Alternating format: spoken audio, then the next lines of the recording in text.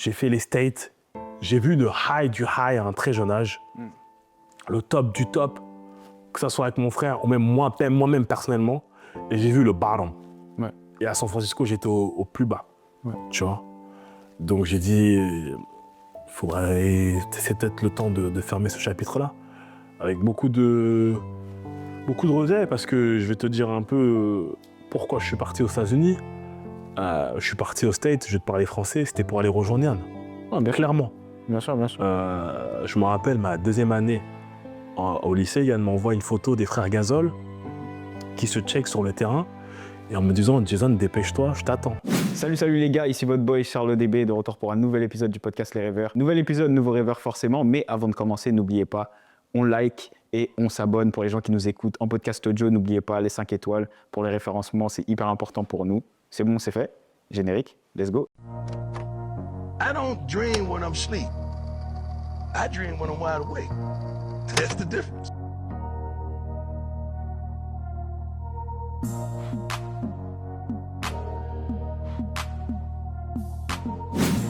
Nouvel épisode, nouveau rêveur forcément, et aujourd'hui on reçoit un invité très spécial.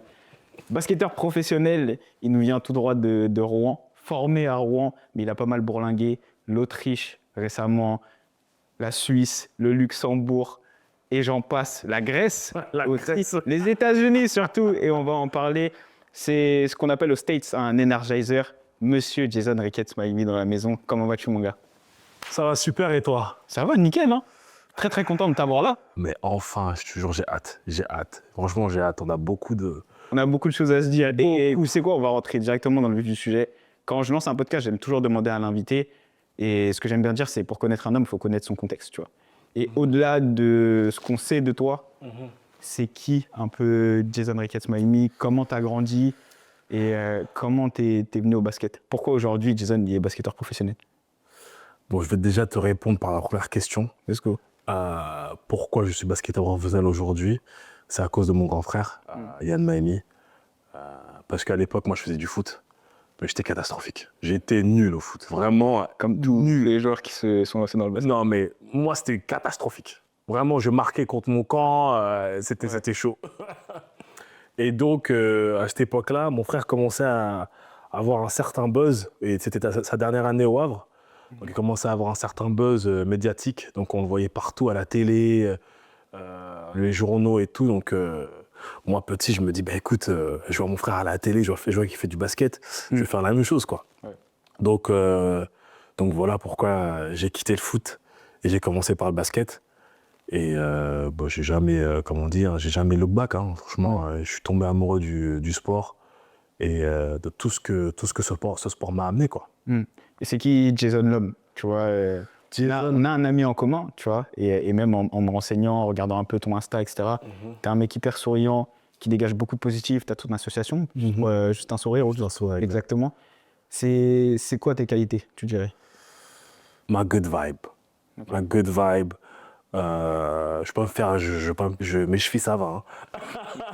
T'es là, mais mon grand cœur, tu vois. Je pense plus aux autres qu'à moi-même. Ouais. Et mon sourire, quoi. Tout le temps être souriant, malgré ce que la vie m'amène, tu vois. Je suis tout le temps souriant et je veux toujours aider. Ouais. Tu vois, que ça soit parler avec quelqu'un dans le mal ou l'accompagner, tu vois, moi, je veux aider. Ouais. Donc voilà. Et puis Jason, c'est qui Jason? C'est un homme de 26 ans, super confiant. Qui a très confiance en lui, ce qui pose problème en ce moment, je pense, un peu. Et père de famille, j'ai un petit garçon. Donc voilà, mais un homme humble, qui essaye de faire son propre chemin et qui essaie de laisser une trace dans ce monde et garder la legacy de mon père en vie. Voilà. C'est ça, Jason. Très bien. Et tu vois, t'en as un peu parlé, on va mettre les pieds dans le plat directement. T'as été formé au Havre. Exactement. Et t'es le petit frère de Yann Maimi, du coup. Donc voilà, une des plus belles carrières, en vrai, dans le basket français. Champion NBA, il a fait l'équipe de France, etc. Et quand toi, tu commences le basket, vous avez 13 ans d'écart, c'est ça qu'il faut savoir. Lui, il est au pic de sa carrière. Au pic. Ouais. Quand toi, tu commences le basket à... Quand je dirais que tu commences à te former vraiment, etc., c'est là où lui, champion avec Dallas. Ouais. Ensuite, il va avec les Indiana Pacers. Exact. Ou il est avec Paul George dans une Dream Team avec David West, Roy Hibbert. T'as c'était homework. Hein. Au-delà de faire mes devoirs et mon métier, déjà, je suis un grand fan de basket. Et tu vois, c'est vraiment à l'époque où Paul George jouait encore avec le 24. Ah ouais. Grosse équipe, des guerres avec Miami. Et t'as oublié Lance Stevenson. Hein. Lance Stevenson aussi, qui est un de tes joueurs préférés, mais on y viendra. Ce que je voulais te demander, c'est que est-ce que ça a été difficile pour toi dans ta construction en tant qu'homme et en tant que basketteur, dans le sens où quand je tape Jason Maimi sur YouTube, par exemple, je vais rien trouver. Tu vois. Et si je tape Jason Ricketts, c'est là où je vais voir tous tes highlights, tous tes trucs, toute ta carrière basket. À quel moment tu t'es dit, je suis plus que le petit frère de Yann, je veux être Jason et je veux qu'on se souvienne de moi pour ça? Et les questions sont très bonnes. Hein. D'accord, il faut. Écoute, avant d'aller au Havre, quand j'étais à Rouen, j'avais pas cette pression encore, tu vois. En élimination, j'avais pas encore cette pression, je me rendais pas encore compte de certaines choses. C'est quand je suis allé au Havre que là, je me suis dit, ah ouais, je marche dans les pas de Yann, tu vois. J'arrive à la salle d'entraînement au BCMO, la première chose que je vois, c'est sa tête, quoi, tu vois. Ouais. Avec les personnes avec qui je parle, c'est les mêmes personnes qui étaient là quand Yann il était au centre de formation à ma place, tu vois. Donc ça n'a pas été facile. Ouais. Je vais pas te mentir, ça n'a pas été facile. Il y a toujours eu des petits sous-entendus, oui, Yann il a fait ci, Yann il peut pas faire ça, tu vois. Il y a toujours eu cette comparaison.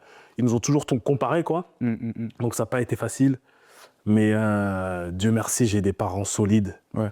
Et j'avais un papa très solide qui me disait tout le temps, fais ton chemin, laisse les autres parler, laisse les autres faire vous comparer, toi fais ton propre chemin et ça va aller.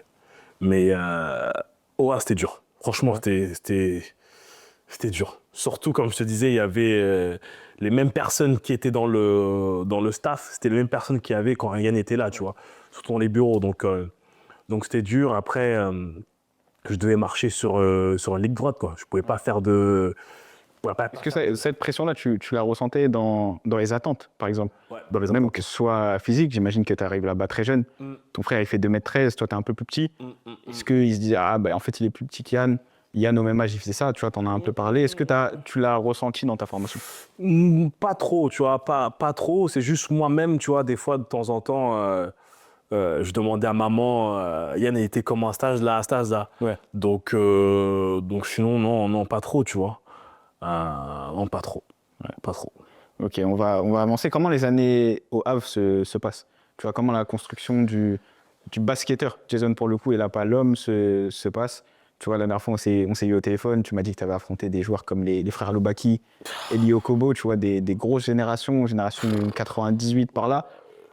Comment la construction du joueur se passe et à quel moment tu te dis, en fait, c'est ça mon truc, c'est ça ma lane, c'est ça mon métier, c'est ça que je veux faire? Écoute, ce qui est bien avec notre famille, c'est que, comme Yann, on passe par la petite porte. Moi, je suis passé par la petite porte.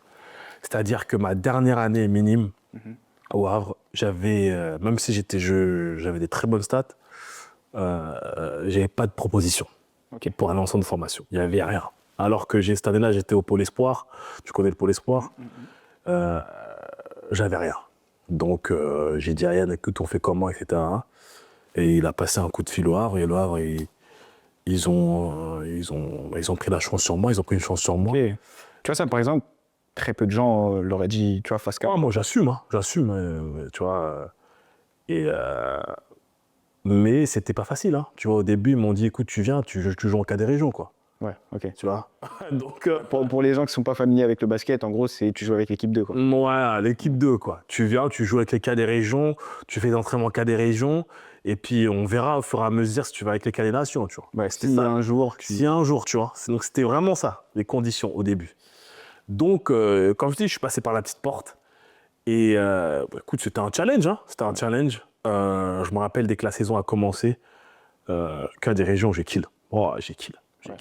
Parce qu'en plus de ça, moi, j'entraînais avec les cas des nations.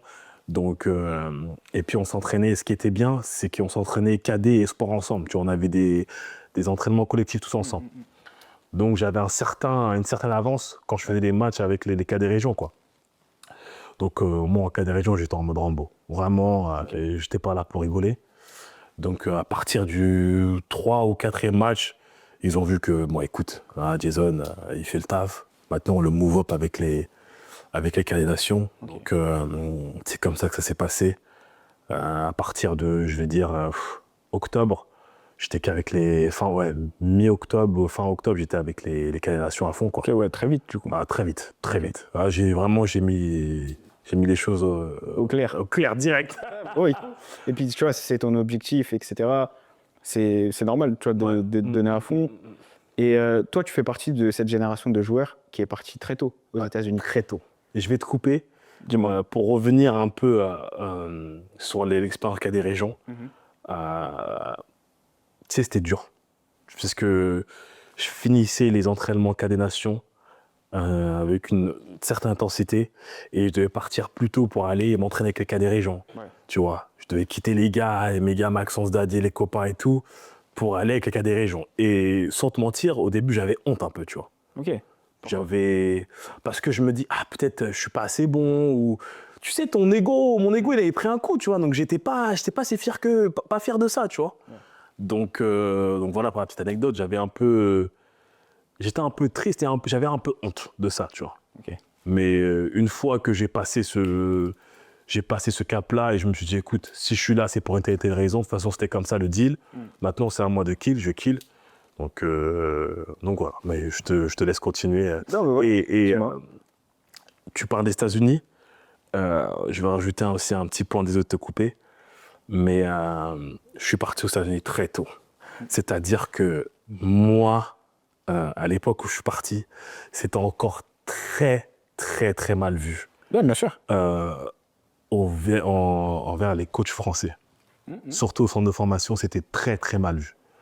Donc, je pense que ça aussi, ça joue sur le fait de moi de vouloir rentrer en France. Mais à l'époque, ouais, c'était...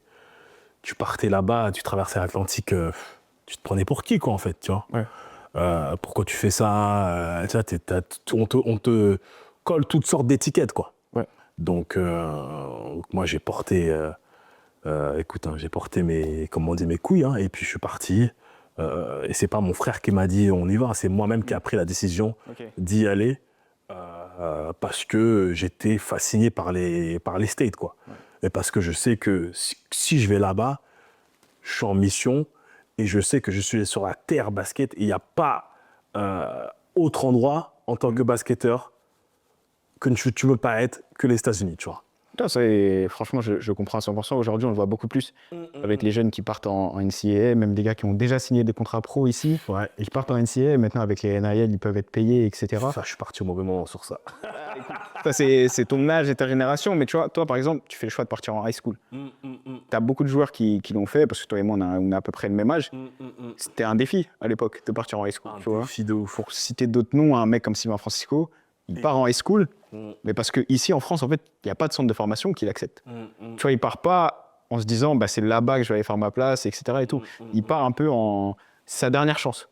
Exact. Et quand toi tu pars, c'est quoi qui t'a motivé, tu vois, au-delà de l'aspect basket, etc. et tout. Est-ce que tu étais dans un cadre au Havre où tu te plaisais plus, ou c'est tout simplement tu te dis mais en fait le basket c'est là-bas et la voie pour la NBA c'est peut-être plus rapide. Déjà, je vais commencer par grosse salutation à Sylvain. Ton histoire et mon histoire, elle est très similaire. J'aimerais qu'un jour, toi et moi, on s'oppose, qu'on parle, on discute. Déjà, je voulais mettre ça... Big Sylvain. À lancer ça. Et la raison pour laquelle je suis parti, c'est parce que aussi au Havre, à cette époque-là, ils n'étaient pas bons, tu vois. Niveau en proie, ils n'étaient pas bons. Ils perdaient tous les matchs et ils allaient descendre en Pro B. Okay. Donc, ils n'étaient pas bons en Pro A et même en Eurocup, parce que je jouais l'Eurocup à cette époque-là. Et donc, à cette époque, il n'y avait pas encore les histoires espoirs Pro B. Donc, c'est-à-dire que l'équipe descend, le centre de formation, il joue les espoirs, entre guillemets, il joue en N3.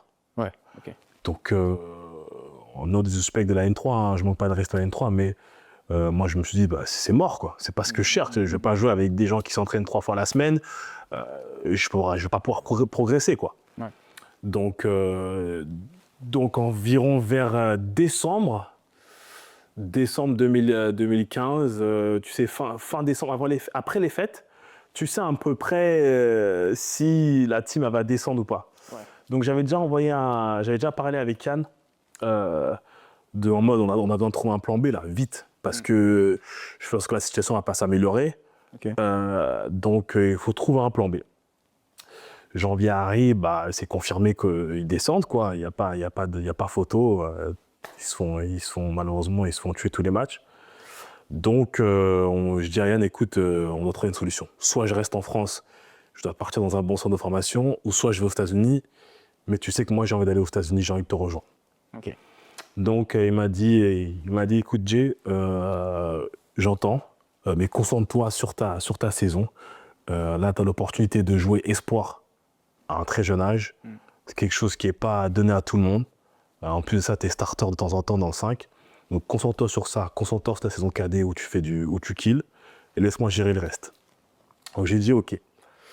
Et fin janvier, il revient vers moi, on revient sur le sujet, et il me dit écoute, j'ai peut-être quelque chose pour toi, mais tu sais, il voulait rien me dire pour pas que je sois un peu trop hype et je commence à tu vois. Ouais, à perdre dans l'autre. Exactement. Et donc, février arrive, Bouna Ndiaye, c'est comme mon grand frère, après la décision avec Yann de m'emmener à Dallas pendant une semaine pendant les vacances de février. Ok. J'avais raté un match espoir et tout. Donc je suis parti à Dallas une semaine. Je me suis entraîné avec un coach perso, Terence.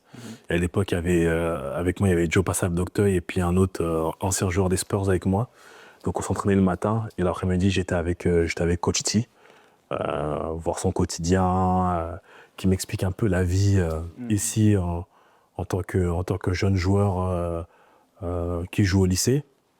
Et il m'a emmené voir un match de JUCO.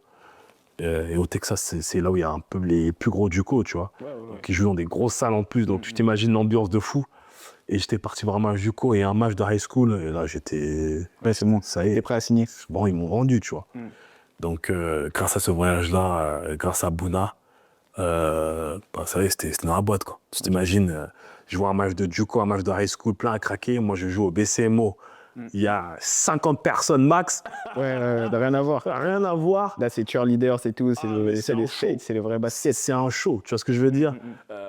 Je suis au BCMO, il n'y a que nous qui crient défense.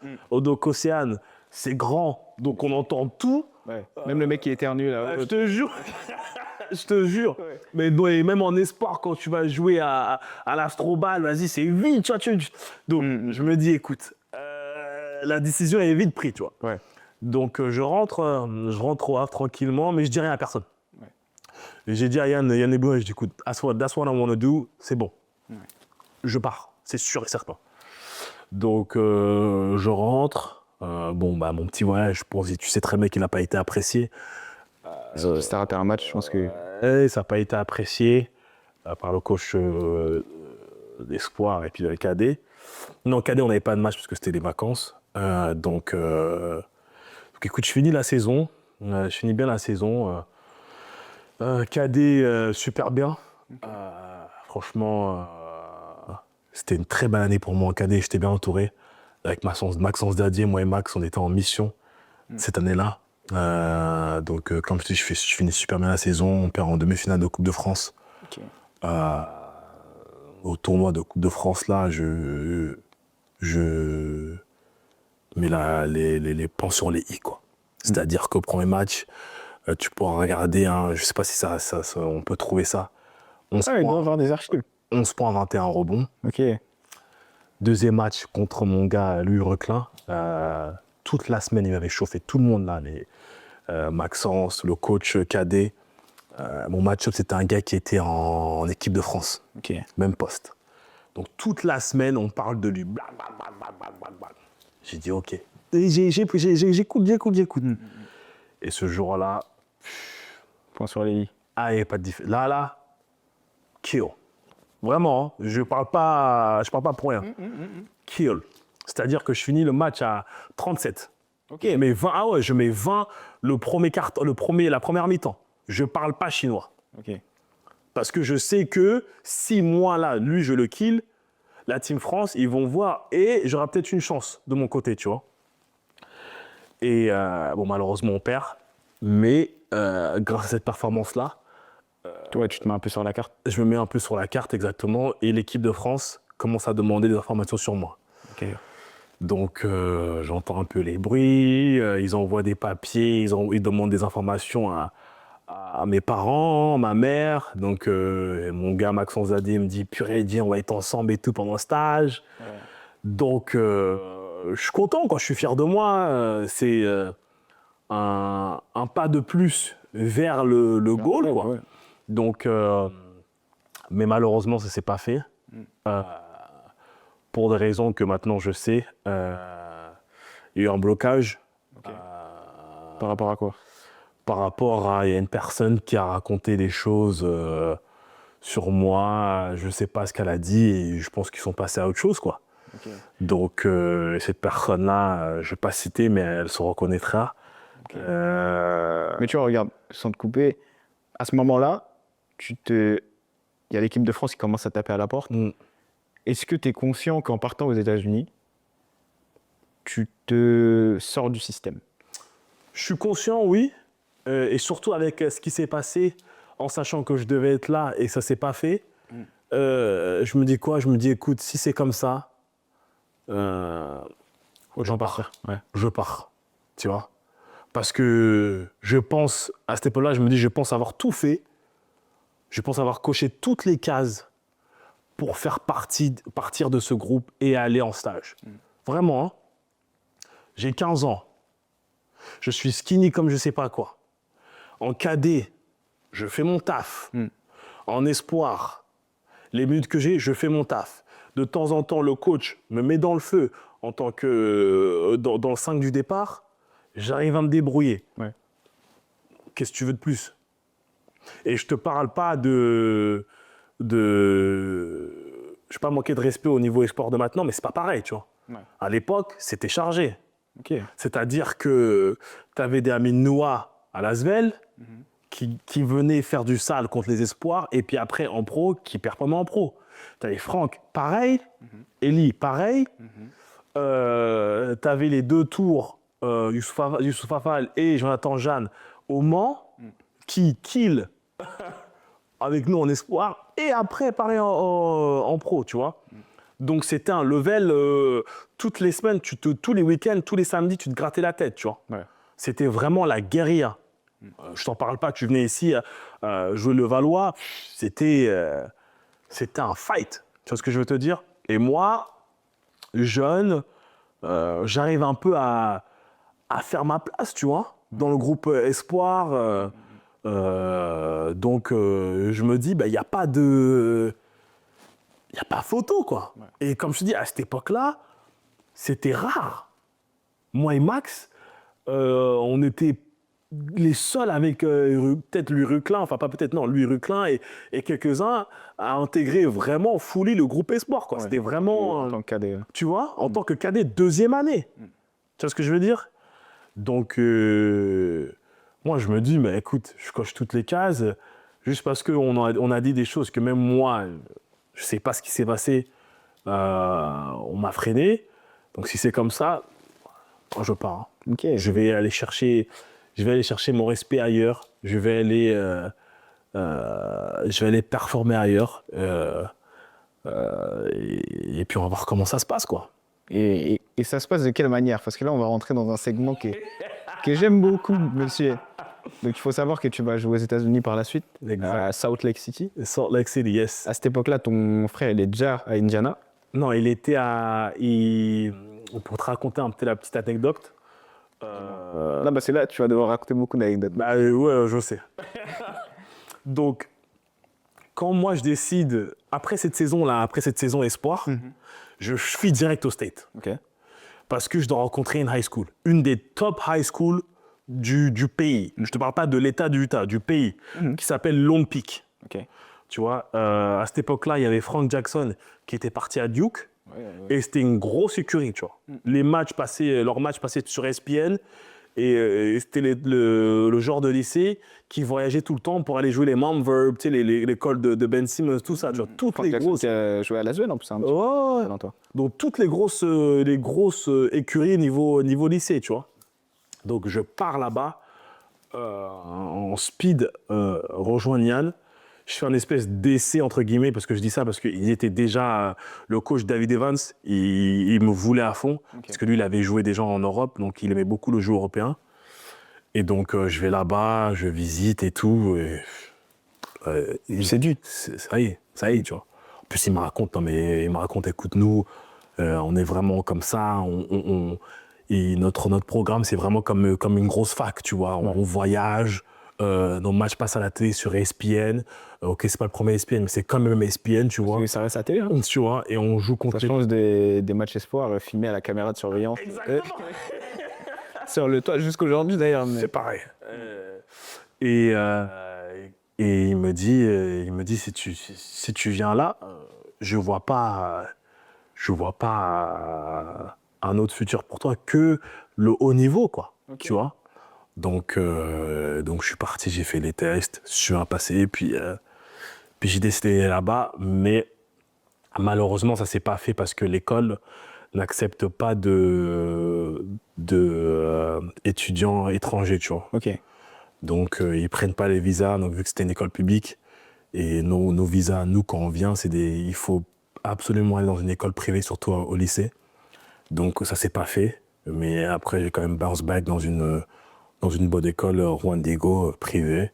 Okay. Mais voilà, pour te dire, tu vois, que je pars du Havre pour aller... de base, je devais aller dans un truc de fou malade. Tu vois ce que je veux dire? Après, déjà, quitter la France pour aller aux États-Unis, tu vois, même si ton frère, lui, il l'a fait en tant que pro. Ouais, toi, tu le fais en tant que jeune et ça n'a rien à voir. Mais tu le fais dans un cadre qui est quand même Non, à l'aise. loin d'être dégueulasse. Parce qu'il faut savoir que ce monsieur, pendant sa période aux États-Unis, au lycée, en tout cas, logeait chez l'un des amis de son frère, Georgie, qui était meneur pour l'Utah Jazz à l'époque. Yes. D'après mes sources, Uh-huh. il y avait tout le premier étage de la maison pour toi. Aïe, aïe, aïe, comment il sait ça? Monsieur, attends.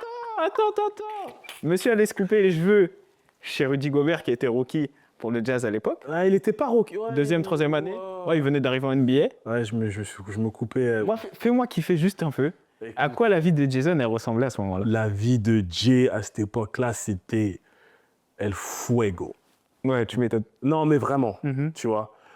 Et malgré tout, j'ai gardé les pieds sur terre. Hein. Mais c'est la question que j'allais te poser. Tu vois, quand tu sors du Havre, où tu devais certainement être dans un dortoir, machin. J'étais dans un dortoir, Et tout. Maéré avec le lit faisait ça. T'arrives là, à Utah, dans une mansion, les États-Unis, les cheerleaders, machin. Comment tu pètes pas un câble?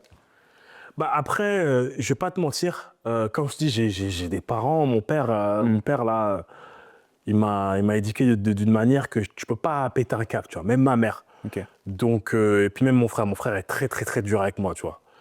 Donc voilà, et puis même avant ça, tu sais, avant de partir et vivre là-bas, je vivais quand même un certain lifestyle, quoi, tu vois. Ouais.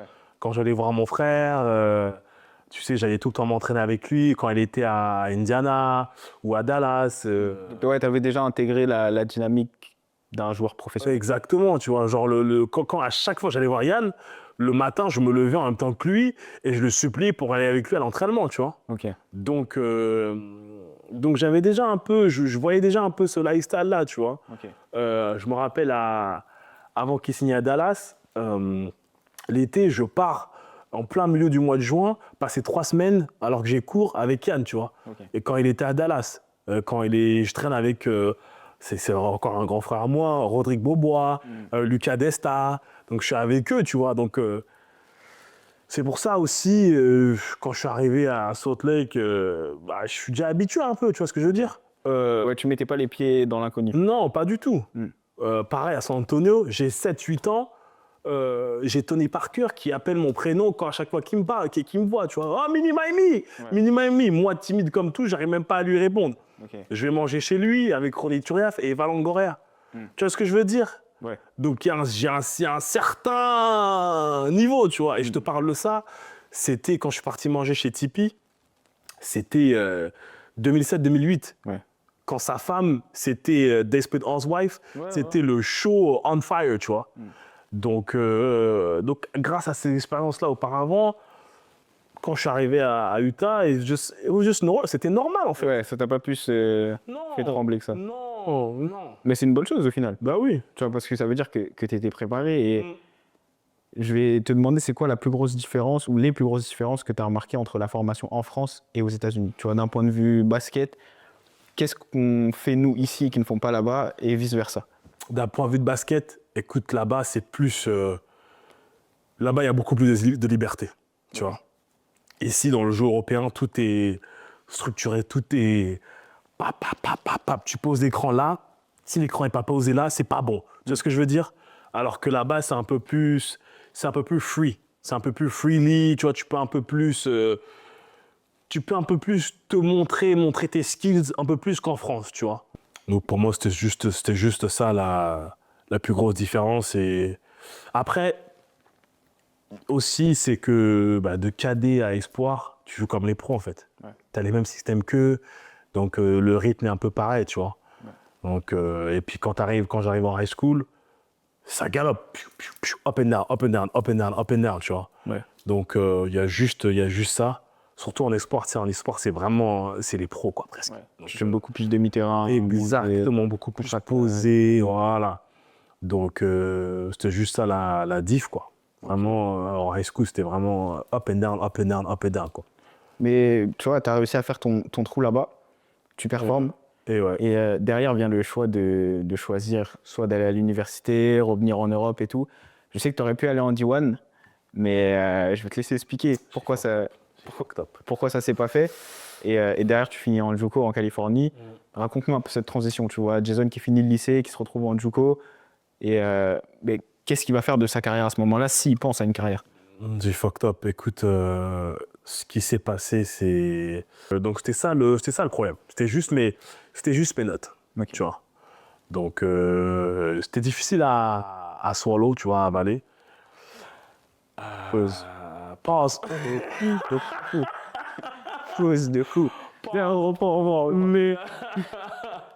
Mais écoute, comme on dit, hein, c'est juste, comme il aime bien dire, it's just a bump in the road, tu vois. Ouais. Donc, j'ai décidé d'aller en JUCO. Peut-être pas la bonne décision à aller en JUCO en Californie, à San Francisco, parce que j'avais d'autres propositions, tu vois, dans des JUCO un peu plus structurés. Pour te raconter un peu la petite histoire, les JUCO en Californie, c'est vraiment... t'es solo, quoi. Ouais. C'est-à-dire qu'il n'y a pas de dortoir. T'as bien vu, je sais pas si t'as regardé le show là. Last and Sud, ouais, c'est Voilà. vraiment ça. C'est exactement ça. C'est la guerre. Donc, c'était pas la meilleure décision pour moi. Mais bon, écoute, chaque décision, on prend une décision, donc j'ai assumé. Première année, ça a été. Je me suis blessé au genou, je suis revenu trop vite. Deuxième année, j'ai pas joué parce que j'ai eu encore des problèmes à l'école avec mes notes. Donc, écoute, voilà. Hein. Et après, j'ai décidé de rentrer en Europe, mais Et à ce moment-là, tu décides de rentrer pourquoi? commence ma carrière pro, parce que j'en pouvais plus. J'en pouvais plus des cours. Je pouvais plus. Je pouvais plus. J'étais arrivé à un stade où j'en avais marre en fait. Je te jure que tu sais quand tu arrives à un point où tu peux plus physiquement, même tu peux plus. Ouais. I couldn't. C'était too much, tu vois. Et même j'avais besoin de changer. J'ai fait les States. J'ai vu le high du high à un très jeune âge. Le top du top, que ce soit avec mon frère ou même moi-même personnellement. Et j'ai vu le bottom. Ouais. Et à San Francisco, j'étais au plus bas. Ouais. Tu vois. Donc j'ai dit, c'est peut-être le temps de fermer ce chapitre-là. Avec beaucoup de regrets, parce que je vais te dire un peu pourquoi je suis parti aux États-Unis. Je suis parti aux States, je vais te parler français, c'était pour aller rejoindre Yann. Bien Clairement. Bien sûr, bien sûr. Je me rappelle, ma deuxième année au lycée, Yann m'envoie une photo des frères Gasol qui se checkent sur le terrain et en me disant, Jason, dépêche-toi, je t'attends. Ok. Tu vois ce que je veux dire? Mm. Donc, voilà pourquoi je suis parti aux États-Unis. C'était pour le rejoindre. Ouais. Ça s'est pas fait. Et du coup, quand tu pars, est-ce que mentalement, tu as l'impression peut-être que c'est un peu un rêve avorté, tu vois? Ouais, franchement, j'étais pas bien. J'étais pas très bien, surtout ma dernière année, parce que je pouvais pas jouer. Donc, c'était comme si on m'avait pris ma joie, on avait pris tout ce que j'aime le plus. La raison pour laquelle tu es là. Exactement. Donc, c'était difficile. C'était difficile. C'était une année assez dark. Mais Dieu merci, j'étais bien entouré. J'ai fait de belles rencontres en dehors du basket. Mais c'était dark, pour te dire. C'était chaud, quoi. C'était chaud. Ah, je veux bien croire. Hein. Du coup, et pour les gens qui ont vu la chaîne Su et même pour les gens qui ne le savent pas, c'est très difficile. C'est difficile. Généralement, les joueurs, ils viennent pour une saison, 2 saisons grand maximum. Le but, c'est vraiment retourner en division 1, voire division 2, etc. C'est pas un endroit où on est là pour rester. Non. C'est de la concurrence extrême. Ouais. Il y a très peu d'esprit de fraternité, Non. d'entraide, etc. Et l'encadrement est moindre. Bourbier. L'encadrement est moindre. Mais d'ailleurs, tu reviens en Europe. Mais attends, Dis-moi. les gens, ils se rendent pas compte de la gravité du JUCO en Californie. Les gars, c'est la survie. Si t'as pas un peu d'argent dans ta poche, Ouais, moi, c'est la survie. tu vois, la chaîne Su, il y avait des mecs qui disaient qu'ils ne mangeaient pas Ils mangeaient 2 fois pas. par jour. Moi, je veux te dire la vérité. J'avais des gars qui étaient obligés de faire ce qu'ils avaient à faire pour survivre. Ok. Si tu vois ce que je veux dire, pour pas rentrer dans les détails. Mm. J'avais des coéquipiers qui venaient à l'école, qui venaient à l'entraînement avec le grille-pain dans le sac à dos. C'est-à-dire que c'était un autre... Tu t'imagines, moi qui sors des strass et des paillettes, j'arrive là, je me dis, mais what the fuck? Tu vois? Donc c'est un autre monde, hein. Ma première année, on a un tournoi à Stockton. Stockton, qui est une ville très, très, très, très, très, très dangereuse en Californie. Notre vidéo guy, qui est maintenant le vidéo guy pour les Pelicans, il se fait, comment on appelle ça, pistol whip. Ok. Tout ça parce que les gars, ils sont sortis en soirée, mes coéquipiers sont sortis en soirée, et ils ont joué au jeu des dés, tu vois. Et mon coéquipier Niamé, il a gagné le match, du coup, il a pris l'argent de l'autre, et ça s'est mal terminé parce qu'il a pris le somme. Du coup, ils les ont suivis, quand ils sont partis manger, etc., et faire ce qu'ils avaient à faire. Et ils ont vu notre vidéo guy dans la voiture en les attendant, et ils l'ont tabassé. C'est lui qui a pris pour eux. C'est lui qui a pris. Tu t'imagines un peu le délire. Moi, je suis là, je me retrouve dans ça, je me dis, mais yo, Ah ouais, non, c'est... c'est la survie. J'ai vu des trucs. Ouais. Et comme je te dis, je suis en Californie. Tu vois? Donc, pour bouger normalement dans la ville, tu es obligé d'être affilié un peu. Tu es obligé d'avoir quelques connaissances. Ouais. Sinon, tu dois faire attention à toi, tu vois. Ouais. Il y a des endroits où tu peux pas aller parce que, tu vois ce que je veux dire. Donc, pour moi, c'était un choc total, en fait. Oui, mais parce que les gens, tu sais, ils s'imaginent les États-Unis, le mec, il est dans son basket, machin, il poste ses photos sur Insta, c'est la belle vie, c'est des plages, c'est machin et tout, mais c'est tout l'inverse. Oh my goodness, c'était un choc. Et je pense que les États-Unis, tu vois, c'est un des pays, si ce n'est le pays le plus dur dans lequel vivre si t'as pas l'argent. C'est tellement dur. C'est tellement dur. Quand je te dis, mes coéquipiers, il y en a, ils faisaient tout, quoi. Ils étaient prêts à tout. Pour moi, c'était un choc. Mais c'était, comme on dit, c'était une life lesson. Ouais, t'apprends. J'ai vu la réalité, quoi. La réalité de certaines personnes, tu vois. Ouais. Et ça m'a mis un choc en mode, non, man, I gotta get my shit together, tu vois. Je peux pas me mettre dans ce genre de situation-là, tu vois. Et même, ça m'a appris à être très vigilant. Très, très vigilant. C'est-à-dire qu'à Salt Lake, je vais pas te mentir, hein, j'étais le chou, le petit français. J'étais le petit français, j'étais le roi. Je vais te parler français, je pouvais faire ce que je voulais. J'étais invité à toutes les soirées, les profs me kiffaient, donc j'étais bien. Ouais. Et puis j'étais dans un environnement safe, c'est Salt Lake. Hein. C'est safe. C'est des Mormons. Exactement, c'est très safe. Donc voilà, et là j'arrive là à Frisco, je sortais pas trop, hein. Ouais. Les petites soirées de fac, hors de question. Parce que t'entends qu'il y a une soirée qui s'est finie en des shootouts. Ah non, mais... Non, pour que les gens soient au courant, ouais. Même si t'as beau d'avoir grandi en France et tout, même dans un quartier, etc., là-bas, c'est pas pareil. Ouais, c'est pas pareil. Là-bas, c'est pas pareil. Tu vois, moi, je suis allé à l'université aux États-Unis en première année. Et j'étais à New York, à Fordham, tu vois. C'est pas pareil. C'est pas Tu pareil. vas dans une block party, dans un truc, tu peux pas t'embrouiller avec les gars. Ici, tout se règle au point, machin, etc. Sans faire la promotion de la violence et tout, ça peut se régler de façon décente. Là-bas, Non, non. si l'arme à feu sort, ça peut se terminer très vite, tu vois. Très vite. Et tu sens, surtout quand tu es étranger, que tu n'es pas chez toi, etc. Tu sens. Le danger, tu le vois 2 fois plus que si tu étais ici. Ah, je te jure. Je te jure. C'est pour ça que moi, la première année, j'évitais toutes sortes de soirées. Ah, j'évitais tout. Oh, hors de question. House party? No way. En plus, j'habitais à côté de San Francisco State, tu vois. Une autre grosse fac. Mais il est hors de question. Hors de question. C'était très rare. Très rare. Je comprends tout à fait. Et du coup, retour en Europe. Et voilà, comment ça se passe, tu vois, et aujourd'hui, tu as un peu un tournant dans ta carrière. On va parler de tes diverses expériences que tu as eues, que ce soit au Luxembourg, en Autriche, en Grèce, en Suisse, où ça s'est bien passé en 2e division suisse. Mais à ce moment-là, comme je t'ai dit, tu es sorti du système. Ouais. Même si ça s'est bien passé en high school, un peu moins bien en JUCO, tu reviens, je ne veux pas dire sans référence, parce que tu as joué au basket là-bas. Ouais. Tu arrives, tu es in shape, tu es prêt à jouer, etc. et tout. Mais les coachs t'ont très peu vu. Ouais. Est-ce que c'est pas galère C'est de trouver des contrats à ce moment-là? C'est galère. C'est galère. C'est galère. Je suis clair et net, c'est galère. Très galère. Malgré ce que j'ai fait, oh non, c'est galère. Très galère. C'est passé qui? On me dit, on sait pas c'est qui. Il est parti trop longtemps. Il est parti aux États-Unis. Il se prend pour qui? Ouais. Écoute, c'est très galère. Donc c'est pour ça que j'ai décidé de partir à l'étranger, quoi. Ouais. Mais moi, je me suis dit, bah, peut-être, allez, je rentre. Là, je vois le Havre, ils sont à Hénin. Le Havre, c'est la maison, normalement, tu vois. Ils savent qui je suis. Enfin, puis même, comme I put in work là-bas. Non. Non. Tu veux quoi? T'es qui? Donc, écoute, non, je me suis pris un mur, quoi. Douche froide.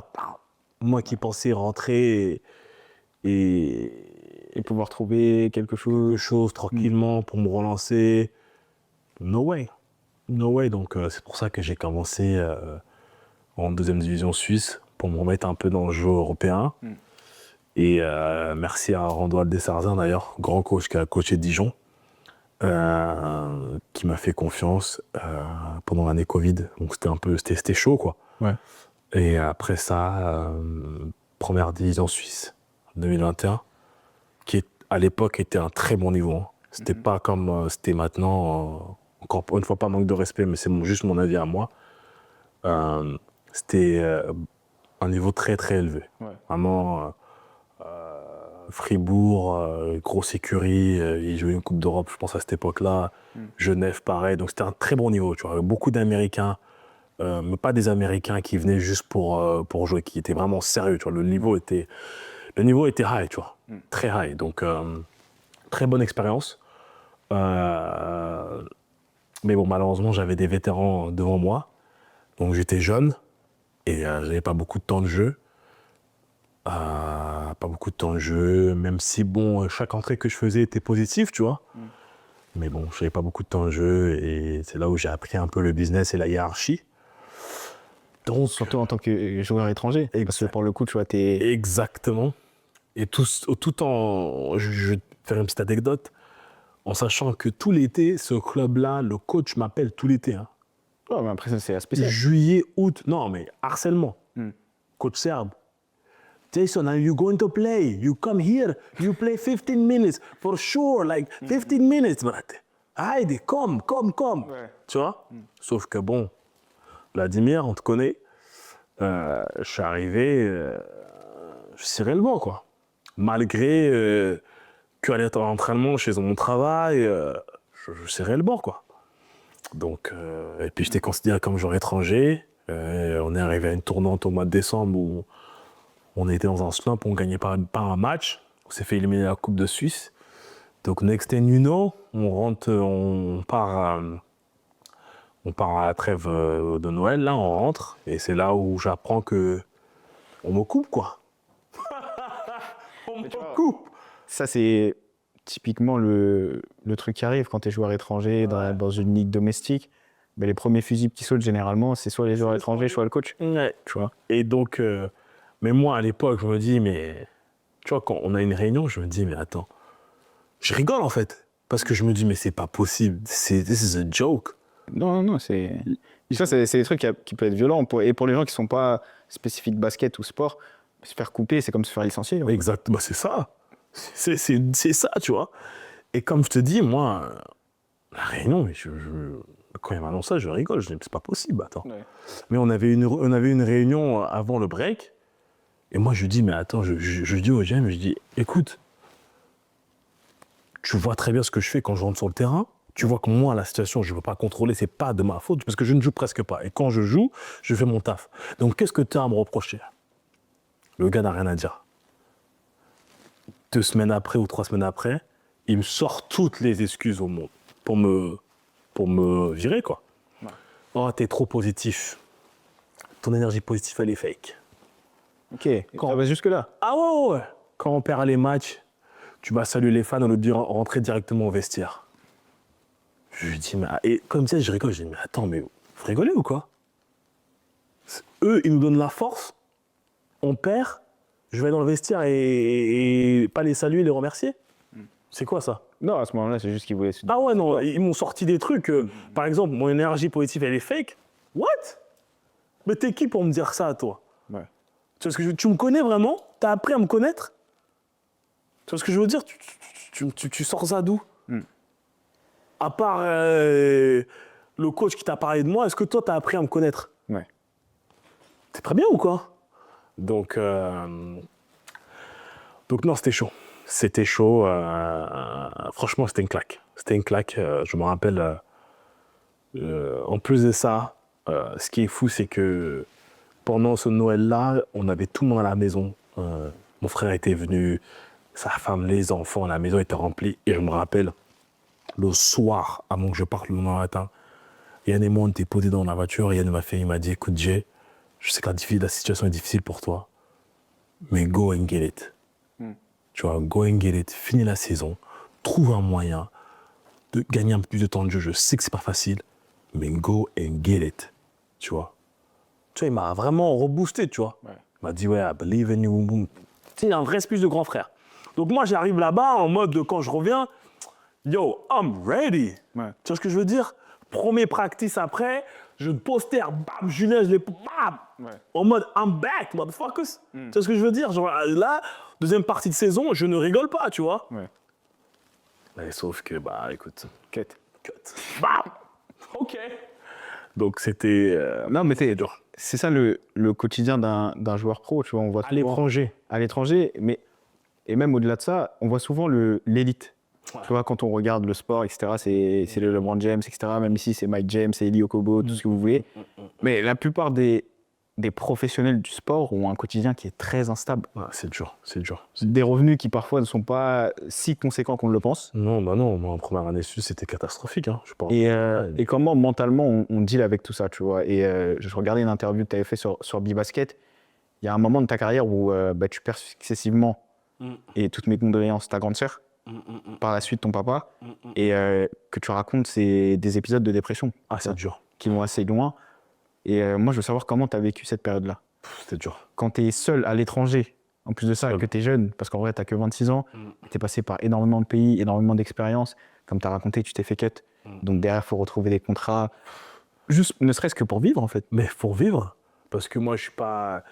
Les gens, ils pensent que, vas-y, t'es le frère de Yann, tu vas... Toi aussi, tu roules sur le Lion-Mi, tu vois. Toi aussi, mais non, frère, moi, j'ai mon propre argent, tu vois ce que je veux dire. Moi aussi, j'essaie de gagner ma vie, tu vois. Je ne vais pas demander à mon frère de m'envoyer ci, ça, tu vois. Ouais. Donc, oui, moi, j'essaie de prendre un autre contrat pour manger, pour subventionner à mes besoins, quoi. Donc, mais pour revenir à ce que tu parlais l'année dernière, c'était dur. Franchement, c'était tough.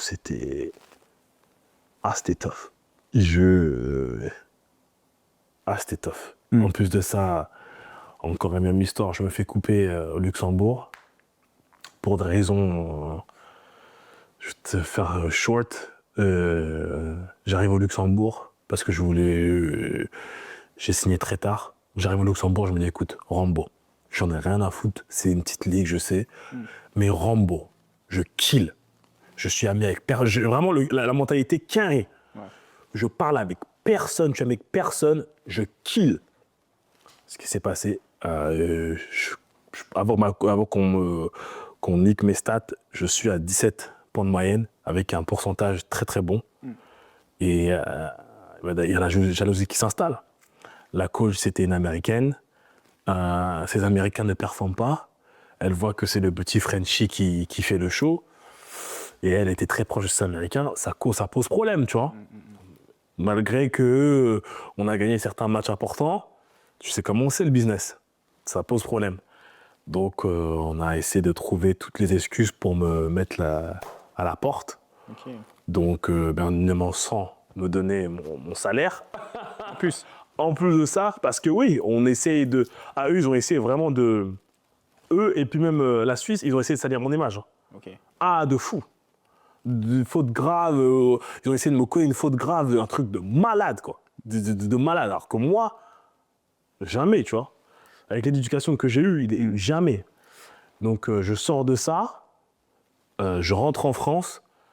À l'époque, je voyais quelqu'un dans le sud de la France, donc je passe un peu de temps avec cette personne. Et j'apprends que ma sœur, elle tombe malade. Ok. Donc tu t'imagines bien que je viens de dire ça au Luxembourg. Là, on me dit que ma sœur ma grande sœur, j'en ai une autre, mais elle tombe malade. Ça sent pas bon. Donc tout le mois de novembre, je suis là. Les updates, c'est pas bon. Et malheureusement, décembre, une semaine avant Noël, elle décide de nous quitter, quoi. Donc ma mère est partie, donc c'est difficile, tu vois, de voir. C'était mon premier décès aussi proche. J'avais perdu ma grand-mère en 2015, mais c'était pas pareil, tu vois. Là, c'était ma sœur, tu vois. En plus de ça, bon, malheureusement, elle part et elle et moi, on n'était pas dans les meilleurs termes possibles. Ouais. Donc tu t'imagines un peu ce que je ressens. Donc il y a ça qui se passe au mois de décembre. Et je fais Noël avec maman. On organise les funérailles à New York. Je pars à New York. Je rentre 48 heures. Et après, boum, je pars en Slovaquie. Ok. Première division Slovaque. Et c'était dur. C'était dur. Premier match, je fais une grosse perf, 17 points. Mais après le match, on a perdu. Mais après le match, je dis, c'est pas moi qui ai joué en fait. C'était pas moi, c'était ma sœur qui était avec moi. Parce que j'avais pas la force, en vrai. Je venais d'arriver, tout allait trop vite dans ma tête. Je dormais pas, tu vois, parce que tu sais, nouveau pays, nouvel endroit. Je suis à l'hôtel à l'époque, donc tu vois. Il y a encore les émotions. Ma mère, tu sais ma mère, elle est pas encore très très bien. Ma sœur, ma nièce, enfin tout est encore frais, tu vois. Donc la veille de match, j'étais pas bien de ouf, tu vois. Donc Dieu seul sait, ce jour-là j'ai performé, mais je pense que c'était pas moi, c'était elle. Et après, écoute, là, c'est en Slovaquie, c'est bien passé, une très bonne ligue, hein, très bonne ligue. Et après ça, je rentre, papa part. Encore une fois, ça me met une claque, une grosse claque. Parce que, en plus de ça, je pars, quand je rentre en Slovaquie, je fais la surprise. Ouais. Que je rentre, je passe toute la semaine à Rouen avec ma mère, mon père. Le dernier jour, c'est dur. Le dernier jour, le vendredi, je passe la journée avec lui. Rien que d'en parler, ça me... c'était magnifique. Et je me rappelle, sur la route du retour, il a plu. Et papa, il a tapé son meilleur sourire. Il a dit, tu vois, ça c'est la bénédiction du ciel pour ce qu'on a vécu aujourd'hui. Et après, on rentre à la maison tranquillement. Et moi, vu que je venais sortir de Slovaquie, j'étais encore in shape, tu vois, donc on vide les courses. Et après, le soir, un très bon ami à moi, Jérémy Leban, vient me chercher pour qu'on aille s'entraîner un peu. J'allais shooter un peu le soir à la salle. Mon père avait un peu d'asthme, tu vois, mais rien d'alarmant, il a fait une petite crise d'asthme. Rien de fou, quoi. Donc, après sa petite crise, rien de grave, on se pose sur le canapé, on continue à parler, on rigole, et tu connais les pères africains. Au bout d'un moment, il m'a dit, écoute, c'est bon, pars. Ça y est, j'ai pas besoin que tu restes, pars. J'ai dit, écoute, papa, non, je vais rester, voir si tu vas bien et tout. Tu sais, moi, la salle, elle est ouverte quand je veux, etc. C'est pas un problème. Il m'a dit, écoute, ok. On continue à parler. Et d'un coup, il me dit, écoute, Coco, c'est bon, ça va aller, tu peux partir. J'ai dit, écoute, papa, quand j'arrive à la salle, je t'appelle. On me dit, ok, pas de souci. Je lui fais un câlin, un bisou sur son front, et je pars. Mais pas en pensant ce qui va se passer, tu vois. Genre, j'arrive à la salle, je l'appelle, il répond pas, mais je sais qu'il avait des choses à faire dans la maison, tu vois. Ouais. Parce Donc, que je ne dis pas que Non. à ce moment-là, il se passait d'autres choses. Parce qu'on avait fait les courses, et ce week-end-là, on avait un week-end important, on devait recevoir le maire de notre village du Bénin. Ok. Donc je sais qu'il avait certains préparatifs à faire, tu vois. Donc je me fais pas de soucis, j'appelle, il répond pas. Pendant ma séance, je prends mon téléphone, j'appelle, il répond pas, mais comme je te dis, je me dis, il est busy, tu vois. Et le soir, mon gars Jérémy me dit, écoute, Jay, t'es sûr que tu veux pas passer à l'appartement, voir si tout va bien, même appelle-le. Je dis, écoute, Jérémy, là, il va être 23h, l'ancien, il dort, tu vois. Donc il n'y a pas de souci. Et, écoute, samedi matin, ma mère rentre des courses, parce que ma mère faisait une course pour papa. Ils vivaient séparément. Et elle dit, écoute, j'ai pas de nouvelles de votre père, là, j'essaie de l'appeler, il répond pas. Ma soeur Julie, pareil. Et je suis là-haut, moi, j'entends ça, je dis, oh, the fuck? Donc je m'habille vite, je prends les clés de voiture, les clés de sa maison, parce qu'on avait le double. Et j'y vais, tu vois. Et sur la route, je pense pas au pire. Pour te dire, j'étais tellement relax, je joue la musique à fond, il y avait rien qui allait se passer, tu vois. Ouais. Et mon père faisait tout le temps ce truc-là. Je ne sais pas comment il savait qu'on arrivait. Mais dans son immeuble, il avait la vitre de son salon avait vue sur le parking de dehors. Ouais. Et dès qu'il savait qu'on arrivait, il se mettait devant la vitre là pour voir comment on se garait. Pour après nous faire une réflexion. Tu vois. Et donc là, j'arrive et inconsciemment, je check la vitre et je vois qu'il n'est pas là. Tu me dis, bon, bizarre, tu vois. Et bon, je pense pas au pire. Je sonne, pas de réponse. Je me dis, bon, peut-être, il était midi. Il est peut-être parti marcher ou faire quelque chose, tu vois. Je rentre, bon, je prends mon bip, je bip. Je monte l'ascenseur, mais je pense pas au pire, Charles. Tu vois. Et c'est en arrivant devant sa porte, j'écoute comme ça.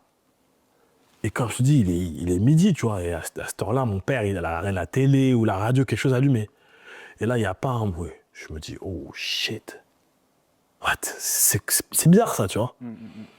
Donc, je rentre dans l'appart et puis c'est là où je vois consciemment, tu vois, pour pas rentrer dans les détails, mais c'est là où je retrouve papa, quoi. Ouais. Donc c'était dur. Très, très, Ouais, très je dur. comprends. Cette expérience-là, c'est comme je dis, rien que d'en parler, ça me fait quelque chose, mais c'était dur, tu vois. Le fait de l'annoncer à mon grand frère, c'était une des choses les plus dures au monde. Parce qu'à l'époque, il était au Bénin, c'était dur. C'était... Je m'apprends. J'arrivais même pas à l'annoncer à ma mère et ma soeur, parce qu'ils attendaient, en fait. Ils attendaient que je les appelle. C'est toi qui portais un peu la responsabilité de l'update, de faire la news. Donc c'est toi qui as dû appeler tout le monde. Et pas ma mère. Ma mère, c'est les urgences qui ont pris le relais, parce que moi, j'étais au téléphone en train de tout gérer, le médecin, etc. Pompe funèbre, tout ça. Donc, j'avais pas... Et en même temps, j'ai appelé Yann. Donc, j'avais trop de trucs, tu vois, ça allait trop vite dans ma tête. Ouais. Et je me rappelle, le téléphone de la maison de chez papa a sonné. Et le monsieur, super gentil, il m'a dit, vous voulez que je prenne je prends l'appel. Je dis, oui, s'il vous plaît. Et bah, j'entends les cris derrière, quoi. Ouais. Donc, c'est très dur, très dur. Et quand je dis l'annoncer à Yann, c'était une des choses les plus dures au monde. En sachant que lui et Yann, ils ont passé tout le mois de février et de mars ensemble. Ils ont passé tout le mois ensemble, là. Ils avaient fait... Yann, il l'a emmené en Afrique du Sud pour la balle, tu vois. Donc, ils avaient passé un vrai moment ensemble. Et le daron était tellement content. Ah, tu m'étonnes. Je me rappelle, j'étais en Slovaquie, il m'a appelé en FaceTime. Le vieux, il avait le sourire jusqu'aux oreilles. Tu m'étonnes. Donc non, c'était dur. C'était dur. Et pour revenir à la saison l'année dernière, c'était très compliqué. Comme je dis dans l'article, c'est la survie. Non, je te crois. Et tu vois, tu vas même plus loin dans ça. Tu dis que toi-même, à un moment. À partir. Ouais, j'étais prêt à partir. C'était trop. En fait, c'était too much. C'était too much. Man. Et c'était trop. Ouais. Et qu'est-ce que tu dirais qui t'a sauvé? Maman et ma meilleure amie voisine Jade. Ok. C'est elle qui m'a. Et les deux, ils m'ont surtout Tara, Jade, c'est elle qui m'a gardé ici, tu vois, parce que quand je suis rentré d'Autriche, j'étais en sale état, tu vois. En plus, j'étais blessé. J'étais dans un sale état, tu vois. Même ma mère, quand elle m'a vu, elle m'a dit wow, Ok. tu vois. Et ce qu'elle a fait, ma meilleure amie Jade, c'était incroyable. Elle a pris tout sur ses épaules. C'est-à-dire que tout le mois de... Je suis rentré quoi? Mi-avril, tout le mois d'avril, avant que je parte pour la sélection au Bénin, mais elle a pris soin de moi. Tu vois, mais des petites attentions. C'est-à-dire qu'on allait marcher, on faisait nos 10 000 et 15 000 pas, et je commençais à parler, tu vois, à exprimer un peu. Tu vois, des petites attentions. Et c'était elle qui me motivait, hein. Parce qu'à l'époque, quand je suis rentré, j'étais blessé, je pouvais rien faire. Et vu que je dormais pas la nuit, je suis rentré chez moi, je pouvais dormir toute la journée, tu vois. Ouais. Ouais, la dépression totale. Totale. Donc, c'est-à-dire qu'elle, elle se tapait des grosses journées au taf. Elle venait me chercher chez moi en mode, Jay, let's go, on va marcher. J'ai pas le choix, tu vois.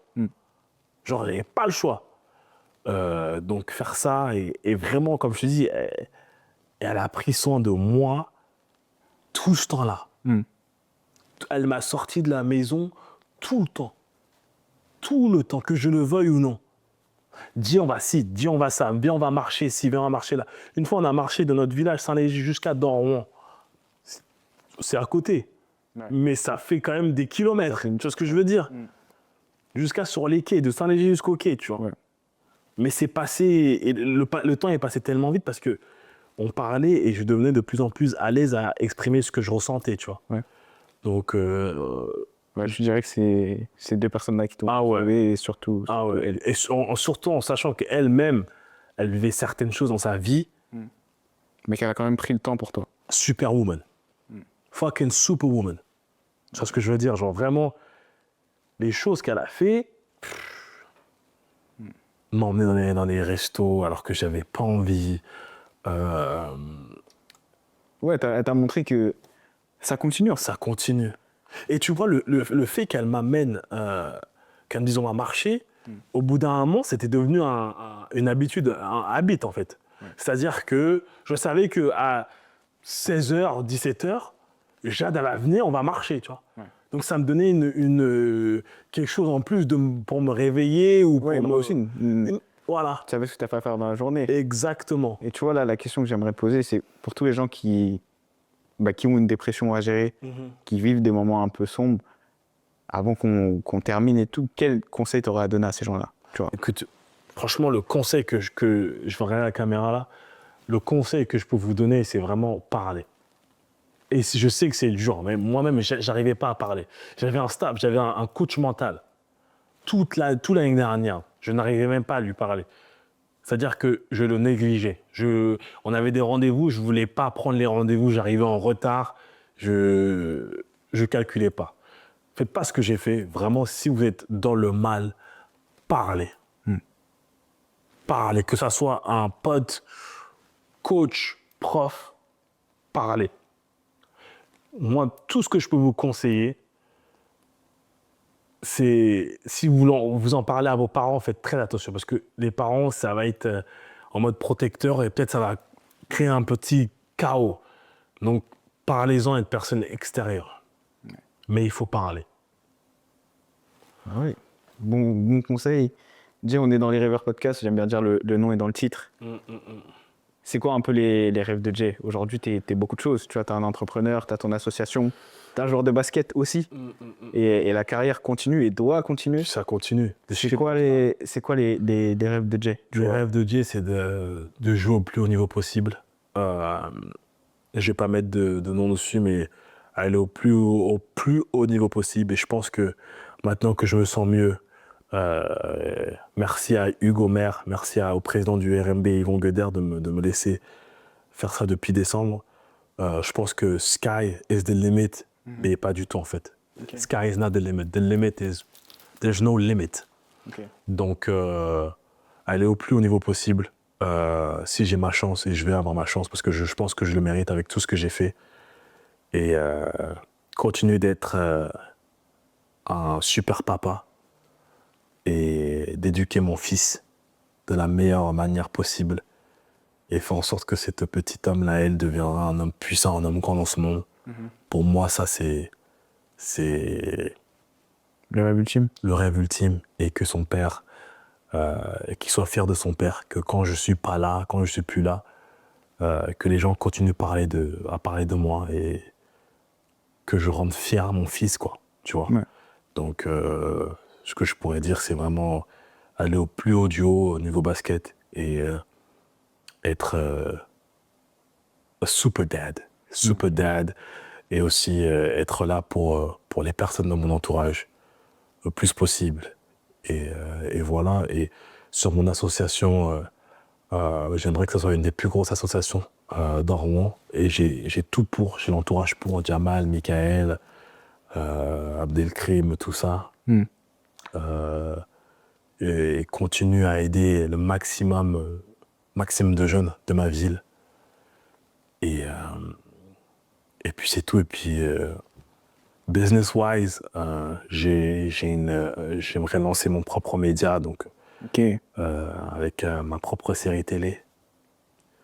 Quelque chose de très très très lourd. Bah, attends, vous me connaissez, moi je fais pas les choses à moitié. Donc je suis très bien entouré encore avec une très bonne team qui aujourd'hui font un taf de fou malade. Donc avoir que ça arrive au plus haut du plus haut, que ça soit vraiment international. Donc voilà mes rêves, mais c'est même pas des rêves, c'est des goals qui vont être accomplis. Et c'est tout ce qu'on te souhaite. Et avant de terminer, on va finir sur 2 questions. Là, je vais pouvoir regarder la caméra là-bas, dire sur tous les réseaux, on peut te retrouver, toutes les plateformes. Si tu as des choses à plugger, c'est le moment. Écoute, si vous voulez retrouver un mec un peu fly sur les réseaux, là, j'ai refait mon réseau grâce à Baptiste Pala. Donc, suivez-moi sur Instagram, Jemaimi. C'est tout. Hein. Après, Snapchat, pour moi, c'est encore privé. X, je ne suis pas sur X. Facebook, c'est privé, c'est la famille. Quand je te dis plug des trucs, tu me parles de Facebook. Pardon. Mais juste Instagram. Pour l'instant, Instagram. Et sur Jemaimi, il y aura le petit link. Bien sûr. Et moi, j'ai 2-3 trucs à dire. C'est d'avoir des gens de mon âge qui font des choses comme ce que tu fais, toi, et donner une voix à des personnes comme nous qui ont une certaine influence autour grâce à ce qu'on fait, etc. C'est très fort. C'est très fort. Donc, moi, ce que tu fais, j'admire. Je suis fier de toi. Vraiment, comme je te dis, voir les jeunes de notre âge, à notre âge, faire ça, c'est fort. C'est fort. Et ça me fait plaisir. Et surtout, sache que moi, je serai toujours là. Je serai, whatever you need, I got you. Si je peux pas, je vais te rediriger vers quelqu'un d'autre. Parce que à la fin de la journée, on est pareil, hein. Et on doit stick together. Et moi, c'est un de mes goals sur Terre. C'est d'essayer de rester, pas entre nous, mais de faire en sorte qu'on arrête la guerre entre nous, tu vois. Et qu'on s'entraide. Et c'est des choses comme ça qui fait qu'on peut avancer de l'avant. Moi, je suis en mode Fubu Nation, for us, by us.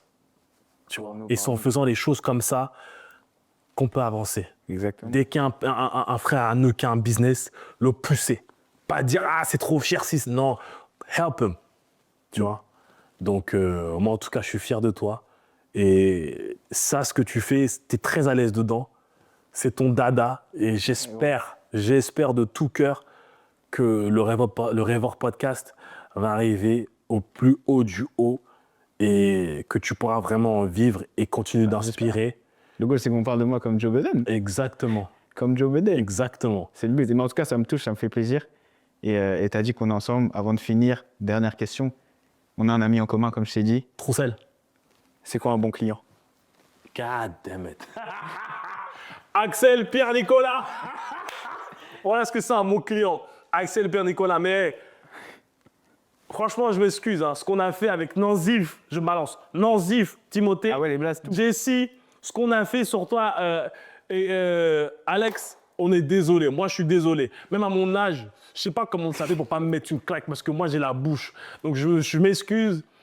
Mais je tiens à dire ce que tu fais maintenant à Avignon dans le sud avec ton barbershop et de te voir en tant que père de famille. Ça, c'est un mec qui s'en veut, ça. Non, non, non. Ça, c'est un gars...